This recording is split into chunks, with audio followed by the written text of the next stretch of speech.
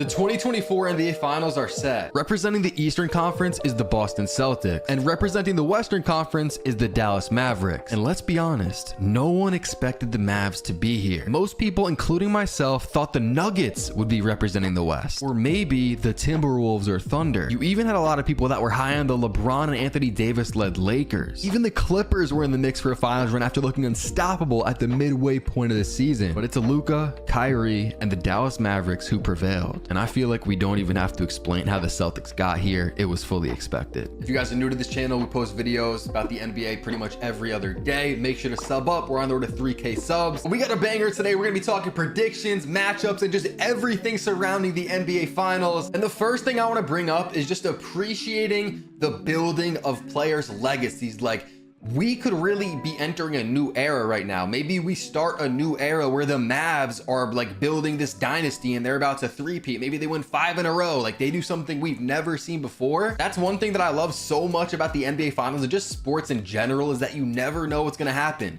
Maybe Luka goes crazy, wins Finals MVP. Maybe the Celtics win, but Derek White goes for 30. He averages 30 in the series and he wins Finals MVP. We really have no clue what's gonna happen. And also, we got some interesting storylines. My favorite one is Kyrie returning to Boston. Well, he's obviously been there since, and he like stepped on their logo or whatever. Like, the Celtics fans hate this guy. They're already selling jerseys, or not jerseys, but shirts outside or in Boston saying like Kyrie sucks. And you guys know how social media is. Like, they're gonna gas it up. They're gonna make this seem like it's some crazy beef where Celtics fans like wanted to die. Like, you know what I'm saying? They're gonna drag it. It's not as deep as the media is gonna make it seem, but still, I don't think Kyrie likes the Celtics too much, and the Celtics fans definitely do not like Kyrie. And of course, we also have Kristaps versus the Mavs. Of course, he used to be on the Mavericks, so there's that storyline as well, although that one is just not as interesting. And when we're talking about this matchup, the first thing I want to say is that the Celtics have just been the best team all year. If we're talking regular season, we're talking postseason, it doesn't matter what we're talking about, they have been the best team. In the regular season, they were 64-18. That is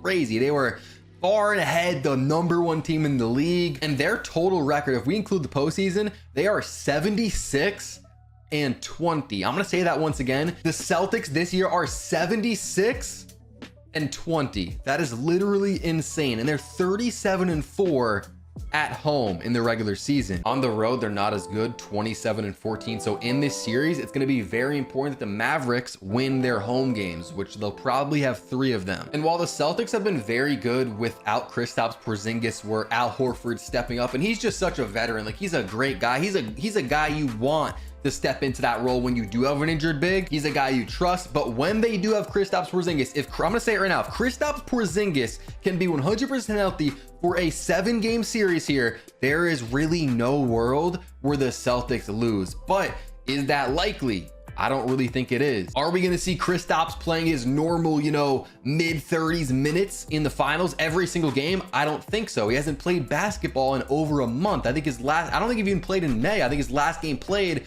was at the end of April. But we already know how good this Celtics team is defensively. When you have Derek White and Drew Holiday, then you have Jaylen Brown and Jason Tatum, really good defenders. You had Kristaps that mix. He's one of the best rim protectors in the league. That is one of the best defensive lineups probably of all time. And then offensively, Kristaps can shoot the 3 ball unlike pretty much any big in the NBA. So he just allows them to spread the floor, stretch he's just so valuable. You can't stress it enough. And of course, Al Horford, solid rim protector, solid 3-point shooter, but he's not Kristaps. And so one of, if not the biggest factors in this year's NBA Finals is the health of Kristaps Porzingis.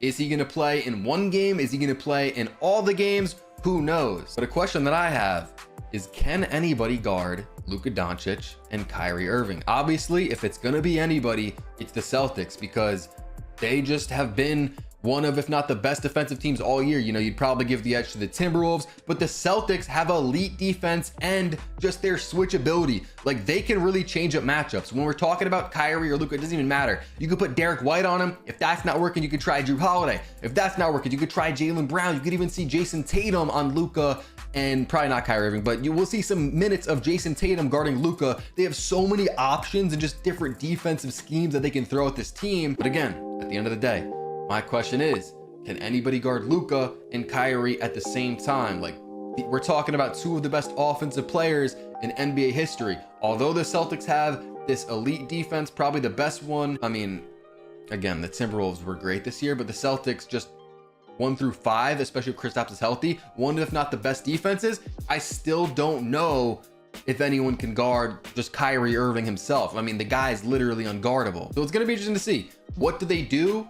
You know, what do they throw at them? Can they slow down this Luka Kyrie offense? Something else that's so tough, and we saw the Timberwolves really struggle with this, is when you do kind of try to double Luka, or, you know, just try and help Luka, and even Kyrie does it too, they'll throw the lob to Daniel Gafford or Derek Lively down in the dunker spot, because, you know, the big comes off when Luka's driving in, and then all of a sudden Luka's he just makes the right plays. And so it just really comes down to, you know, executing. And I do want to talk about some of the matchups that I kind of expect we'll see in this series when we talk about Luka and Kyrie, because that's just a big factor in this series. I think that Drew Holiday will be the main guy that will be guarding Luka in this series. The reason that I think that, the way Luka plays, he's very physical. So Drew might not even be enough, but Drew, I would say, is more of a physical defender than Derek White. And Derek White, for his size, is very strong. He's very physical, but I'd probably feel more comfortable with Drew Holiday. But still, Luka will probably still have his way with Drew. So I think we'll also see some Jaylen Brown on him. And again, like I said, some Jason Tatum.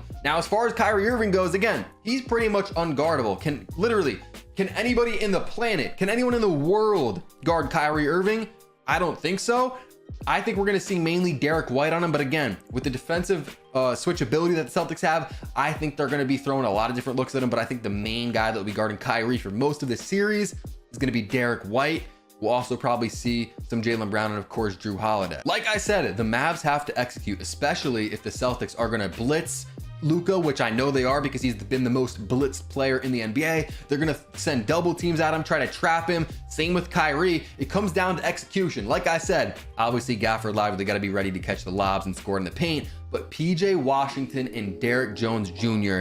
have to make their shots. And PJ this postseason shooting 36% from 3. Derek Jones Jr. is shooting 40% from 3. So they've been knocking it down pretty much the first 3 series. They've been excellent. I feel like all the time I look up and Derek Jones is just hitting a 3 and he's doing his little celebration, looking at the crowd. You know, you could talk about Luka, Kyrie, and even on the other side, you can talk about Tatum and Jaylen Brown all you want, but really, role players matter. They do. Of course, all the media coverage is going to be talking about the best guys, but role players can win you a series. Like, there will probably be a game where, you know, PJ Washington goes for 20 plus and wins them the game. Or maybe it's Derek Jones Jr. Maybe he can just not miss out of the corner and Derek Jones Jr. has 6 threes and all of a sudden the Mavs win a game that they probably weren't supposed to, and it's because of the role players. And while we're on the topic of PJ Washington and Derek Jones Jr., something else that they have to do really well is play great defense. And they have been. They've been doing that, you know, all postseason.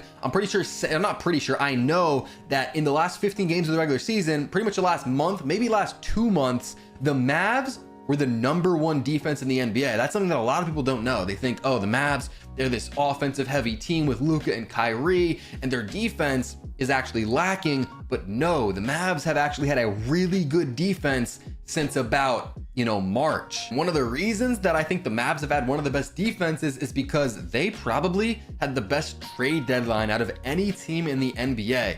Of course, you got some other teams that come to mind, like, you know, the Knicks made some solid moves at or around the trade deadline. The Pacers went out and got Pascal Siakam. I think that was, you know, before the trade deadline, but still, there's some teams that come to mind. But the Mavs picking up Daniel Gafford to, you know, add to that paint presence. He's just such a good rim protector. He's such a good defender, and he's just been so underrated, I feel like. But now that he's going to be playing in the NBA Finals, I feel like, you know, especially to the NBA casual fans, he's really going to be making a name for himself. Daniel Gafford is so good defensively. Offensively, he doesn't really provide too much, but he sometimes, and I said this in my last video, he'll look like he's prime Blake Griffin with the way Luka's lobbing it to him. So they picked up Gafford at the deadline, but also picking up PJ Washington from the Hornets has been absolutely crucial for them. He's a guy that's going to play near 40 minutes per game for them, be very efficient offensively, spotting up, and that's something that this team needs. When you have Luka and Kyrie and they're going to generate a lot of the coverage and just focus defensively, you need guys that can shoot threes and hit them.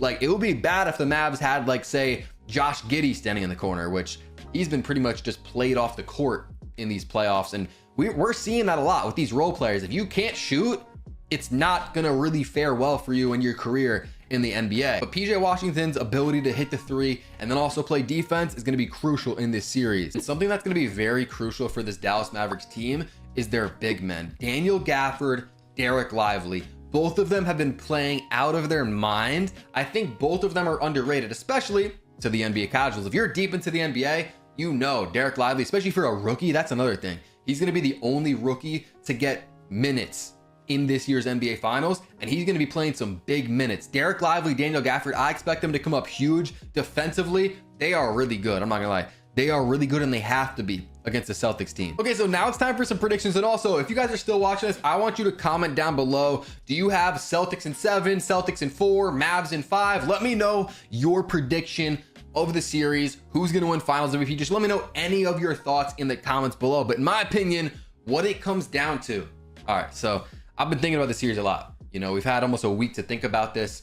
And in my opinion, what it comes down to is clutch time. And I think these games are going to be close. Like, I don't expect the Celtics to come out and just absolutely flood the Mavs and just put a beat down on them and win by 20 every game. Yeah, sure. Maybe there's a game where the Celtics win by 20, but I think a majority of these games are going to be close. And when the Mavs and the Celtics too, we saw it last series, literally. Celtics Pacers, pretty much all of the games, except I think maybe one, was really close. And the Celtics got by. I would credit it more to the Pacers' lack of execution late in those games, you know, more so than I would the Celtics just clutching up. But we've seen time and time again, the Mavs continue to come through in clutch time. So my question to you guys, let's say there's 2 minutes left. It's a close game. It's a tie game, 2 minutes left. Who do you trust more? Is it Luka Doncic and Kyrie Irving, or do you trust Jason Tatum and Jaylen Brown? Of course, we had the game against the Pacers. I believe it was game 1 where Jaylen Brown hit that huge corner three, which eventually ended up in a Celtics win. But we've seen numerous times where Kyrie's been clutching games, Luka's been clutching games, and I just feel it with Luka Doncic that he has that it factor that very few players in NBA history have had. He has that, like, I'm gonna take over the game type mode that I don't think anyone else has in the NBA Finals. Jason Tatum's gonna have to show it to us, because we still haven't really seen that from Tatum, especially on a stage like this. We haven't with Luka either, but I feel like we're more likely to see that from Luka given on what we've already seen. So what I'm saying is I think the games are going to be close, and I trust in Luka and Kyrie to clutch up in a lot of these games. I'm probably wrong. Listen, the Celtics are the favorite, and I saw some odds. They had basically Celtics to sweep and Mavs to win in 7 are the same odds of happening. So the Mavs to go all the way to 7 and win is the same as the Celtics sweeping. That's crazy. I don't even know how that's real. But I will be going with the Dallas Mavericks to win this series, win the NBA Finals, and I'm gonna say in 6 games, possibly 7. But my prediction is gonna be Dallas Mavericks in 6. And of course, I might be wrong. Celtics are the favorite. They've been the best team all year, but it just really feels like I'm putting my trust in them. It just feels like they're gonna do it. You know, Luka has been in that mode. Like, I could just see it in his eyes. If you've been watching the games, you don't want to go up against him right now. And unfortunately for the Celtics, they have to. So I'm going to say Mavs win in 6. Luka wins Finals MVP, averaging a 35-point triple-double. And this will be officially the moment where Luka Doncic becomes the best player in the world, kind of unanimously. I think right now, some people say it's Luka, some people say it's Jokic. Maybe some will say like Embiid or Giannis or somebody else. But after this crazy Finals performance that I'm predicting from Luka, I think he'll go down as the best player in the world, including the season. I ranked the top 10 best players that will be playing in this year's NBA Finals in my last video. So click the video pop up on your screen right here if you want to see that.